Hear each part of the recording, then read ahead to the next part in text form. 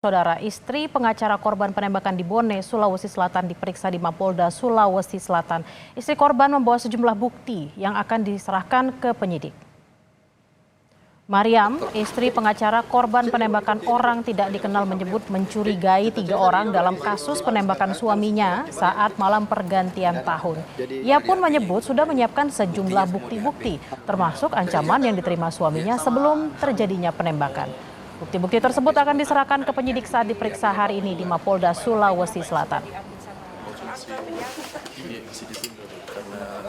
Yang sekarang saya bawa ya cuma bukti kayak ada yang elektronik, kalau untuk yang kayak fisik tidak ada, cuma yang bukti yang kami lihat saja itu keterangan yang dia ketahui. Itu bukti seperti apa? Mungkin status di Facebook ada status di Facebook, ada status yang saya bawa ada cuma status di Facebook itu aja. Yang mengatakan bilang semoga panjang lama tinggal di sini atau seperti apa? Iya seperti itu. Ancaman Kurang lebih seperti itu.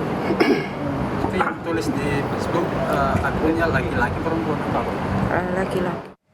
Kita pantau perkembangan kasus penembakan pengacara oleh orang tak dikenal di Bone, Sulawesi Selatan. Sudah bersiap jurnalis Kompas TV Linda Wirawan. Selamat siang Linda, apa saja fakta baru dari pemeriksaan istri korban penembakan dan siapa lagi yang rencananya akan diperiksa? Baik, selamat siang Bella dan juga saudara. Beberapa fakta yang kami dapatkan berasal dari barang bukti yang dibawa oleh Mariam, istri korban pengacara yang tewas ditembak oleh orang tak dikenal di Mapolda Sulawesi Selatan kepada para penyidik.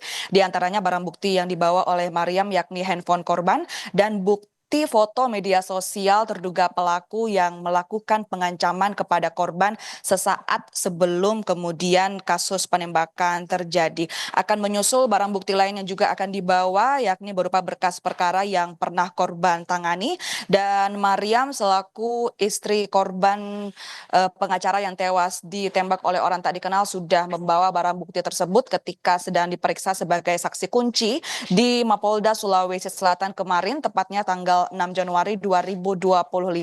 Mariam diperiksa sejak pukul 3 sore waktu Indonesia Tengah hingga pukul setengah 12 malam waktu Indonesia Tengah dengan sebanyak 39 pertanyaan yang dilontarkan dari pihak penyidik kepada Mariam.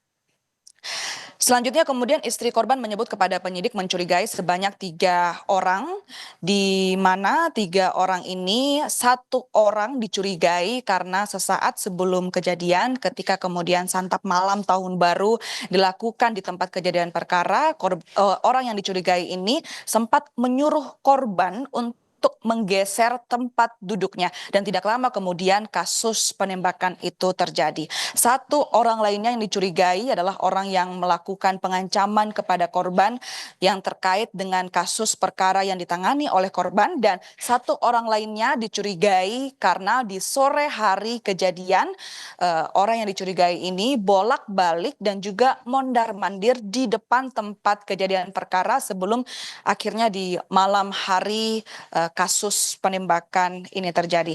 Nah, kemudian kita bisa mengulik kembali sebenarnya apa perkara yang sudah ditangani oleh korban sebelumnya.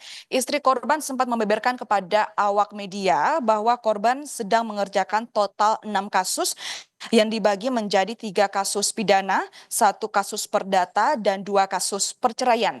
1 kasus pidana sudah lama dikerjakan sebelumnya, sedangkan 1 kasus pidana lainnya mengenai penyerobotan dan pengerusakan lahan yang sementara berjalan dan yang baru-baru ditangani oleh korban di hari kejadian pada tanggal 31 Desember 2024, yakni penyerobotan lahan yang berlangsung di Kabupaten Bone dan sempat didampingi terlapor di hari kejadian ke Mapolres Bone. Dan dari 6 kasus tersebut istri korban mengatakan ada 2 kasus yang menonjol yang ditangani di Kabupaten Bone, yang dua-duanya ini merupakan kasus penyerobotan lahan. Sedangkan saudara, untuk mengenai siapa lagi yang akan diperiksa, kami masih belum mendapatkan informasi mengenai hal tersebut. Namun sebelumnya polisi telah memeriksa sebanyak 18 orang saksi.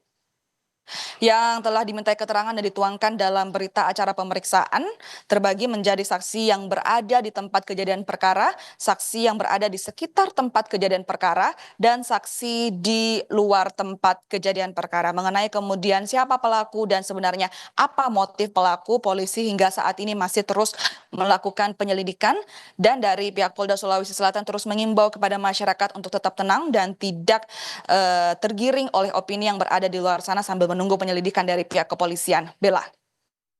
Nantikan dan kita akan tunggu seperti apa hasil dari penyelidikan polisi, apakah ada kaitannya antara kasus-kasus yang ditangani oleh korban terkait dengan penembakan yang dialami. Terima kasih Linda Wirawan langsung dari Bone, Sulawesi Selatan. Selamat bertugas kembali.